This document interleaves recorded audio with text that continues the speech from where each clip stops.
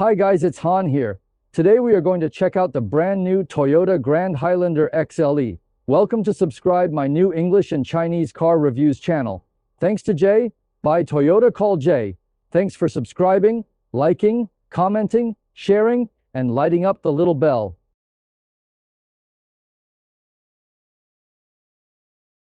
XLE model has always been synonymous with mid-range models in Toyota family.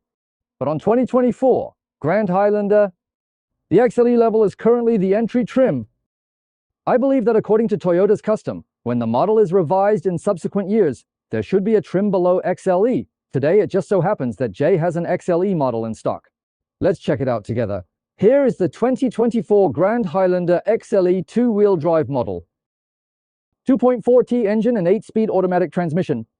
Parameter is consistent with other trims of 2.4T. Toyota Safety Sense 3.0 system.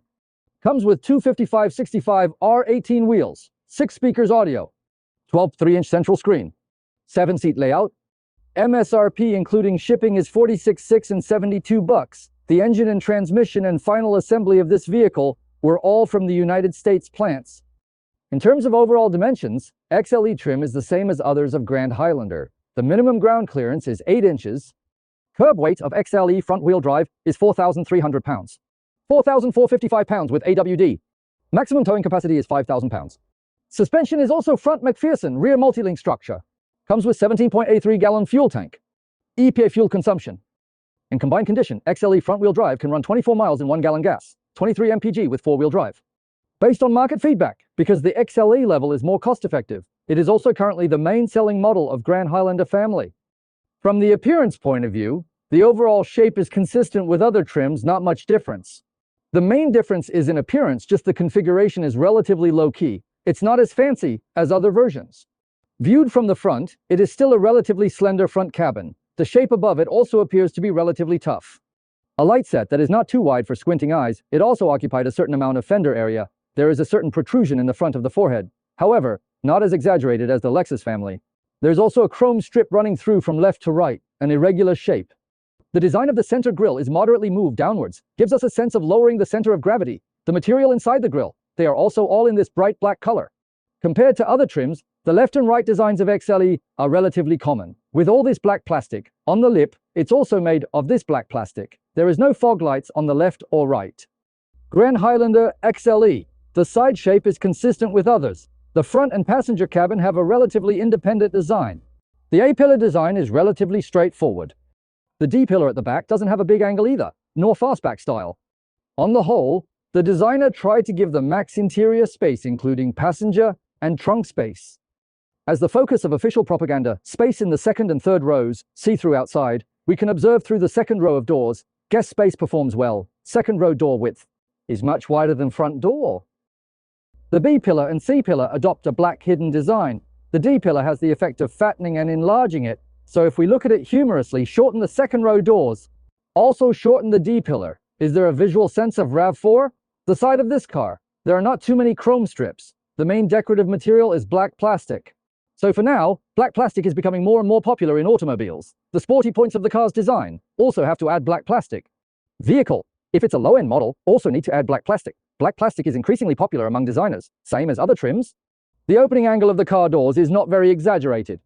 The lower edge of the door covers the lower edge of the body. Very good. The glass of the 4 windows of this car are all single-layer glass, no double-layer laminated glass. Here is a reference based on my height. There is no inelegant posture when getting in and out of this car.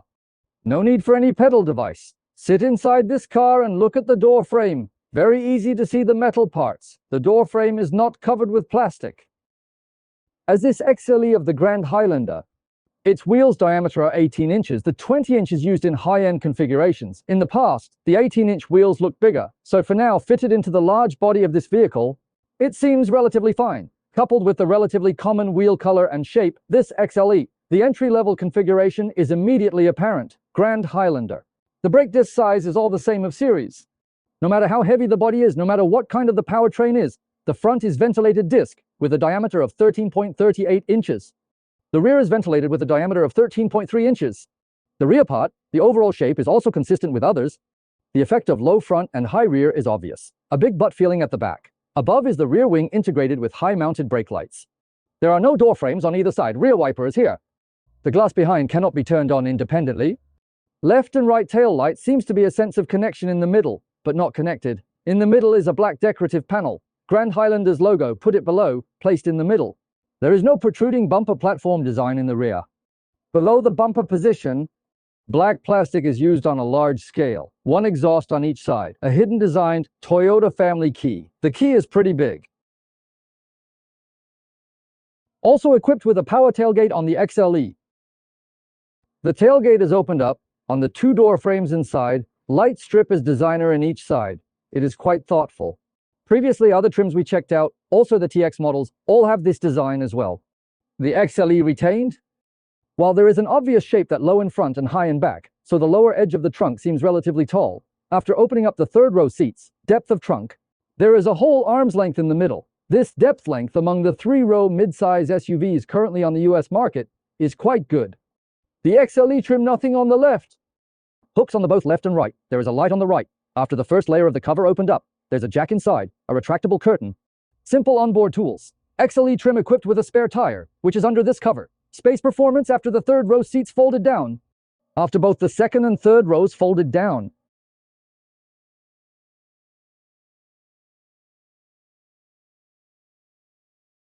The shape of the central control and various components all are consistent with other trims. Then we can find out easily. The configuration of XLE is indeed a bit low, if compared with the high-end trims we checked out before. But frankly, the configuration is enough. We basically have the functions we need in daily life. Just depends on how you compare. Isn't XLE outstanding in terms of cost effectiveness? The four windows also have one-button auto functions. There are fewer keys on the center console to the left of the steering wheel. There is a storage below. It doesn't have a heads-up display. The dashboard of XLE, all the information are in a small LCD screen, except gas volume and water temperature. It's very clear at a glance, which was the old part of the Lexus family. Outer is engine revolutions inside the speed. Here are some relevant displays of the trip computer. The instrument panel has three display forms, with a thicker line or thinner lines, the difference between pattern and detail. The information and settings can be adjusted and set through the set of buttons on the left side of the steering wheel. The ones shown are also more family-oriented, no fancy work. Steering wheel is also a brand new three-frame style in family. The covered leather is quite delicate. The feel is fine too. Buttons on the left and right sides of the steering wheel are all common keys for the family. There are no paddle shifters at back. Behind the steering wheel, it feels like hard plastic when you touch it. The lighting group has automatic on and off and automatic high beam. Front wiper has no automatic rain sensing function. Auto dimming rearview mirror, the garage opener. The glasses case is not too deep. There is velvet inside. The software and hardware of the screen are all the latest one of the family. Because this car is neither four-wheel drive nor hybrid, lacking a lot of display items. Android phone connection, CarPlay for iPhone have wireless connection. It doesn't have panoramic view, only one reversing view, which clarity is pretty good. Wide-angle reversing image, coming with camera cleaning. XLE trim also equipped with two-zone air conditioning in front, separated zone in rear row. Both front seats have seat heated. Both also physical buttons left. It's nice. There are two symmetrical circles below. Left is the start button. Right is a Type-C data port. Here is a small charger socket. Below is a storage compartment, a wireless charging pad. Here is a very exaggerated storage compartment with two cup holders inside. Just that there's a little burr on the plastic. On the XLE front-wheel drive, there are a lot of empty keys on it. It has 4 driving modes to choose from. One is the Eco model, normal mode, sport mode, and snow mode. The armrest box has a sliding cover, which is the same as other trims. After sliding open up, there's quite a lot of space inside, a 12V charger socket in it. After sitting in, there is no difference in terms of space and seating, compared with other trims of Grand Highlander. We can see the space. All kinds of spaces are very problem-free. The seat also feels like a relatively comfortable sofa. As XLE trim, it does feel like the configuration inside is a bit low. Hard plastic top, no soft material here. Here is the soft material. Decorative panel here. Plastic underneath. On the passenger side, it also designed a storage compartment, a Type-C port here, a charger socket. There is also a storage. The top of the door panel is soft material. Below is the plastic decorative panel. Here is the plastic. Underneath the leather is plastic. There are also some storage on the door panel, which is very necessary for a daily use vehicle. Also many storages on the center console. Where the legs can touch, the center console is all made of hard plastic. Where your elbows can touch, this part is made of leather, steering wheel. You can see that it is manually adjusted in 4 directions. The main driver has lumbar adjustment. No seat memory. The passenger lumbar support cannot be adjusted, but the seats are power adjustable. You can also see after adjusting the seat to the bottom, the sight is very bright. On the main driver's side, there is not any handrails at all. Included on the A-pillar or on the roof, there is a handle on the passenger roof. The second row has a seat heightening effect. Second row view is a little higher than the line of sight in the first row. As you can see, the second row of seats is great, very consistent with other trims of Grand Highlander. You can see that the seats are very thick, just like a big soft couch. Sit on it. I feel more comfortable than the front seat. There is an armrest on one side. You can lean your elbow directly on the door panel on the other side. Seat forward. To the end, slightly forward. Maximum chair back angle. No curtains, door panels, materials. Plastic and plastic. Soft materials, leather and plastic. There is a lot of storage space on the door panel. There is storage space. The middle aisle, it designs a water cup holder here. It seems like this water cup holder cannot be removed. The air conditioner at the back can be controlled separately, which is placed here. The AC outlet is placed on the side roof together with the lighting. There are 2 Type-C charger sockets in the back row, has a 12V charger socket. The central floor bulge is not too high, but a certain bulge. The XLE does not come with a sunroof as standard, but considering it now not having a skylight, maybe not a bad thing. Sit in the third row, we can see the feeling of space. The feel of the seat is very consistent with other trims. It is also similar to TX. Headroom has no problem. Leg space is no problem either. Feet can also come in. This seat is slightly forward at the end. There's no problem with legs coming in. The problem is that this seat is not very comfortable. The seat cushion is not long or high enough. My legs are not supported very well. If legs were extended forward, would hit the cup holder in middle. There are water cup holders and storage on the left and right sides of the third row, which are relatively rugged, a Type-C charger socket on each side.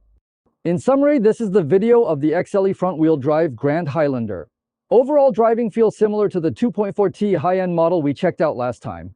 Basically the same. I won't go into details here. Recently there will be a series of videos about Grand Highlander and TX coming soon. Please pay attention to Grand Highlander, although the product is very new, since its launch with the largest space in its family and Toyota's golden brand, quickly open up the US market situation. Sales exceeded 10,000 in September. This is something that other brand new products cannot imagine. For the configuration of the above XLE trim, are you still satisfied? Welcome to leave comment below. Also, the same sentence, buy what you like, don't control, don't be shy. Thank you for the above video.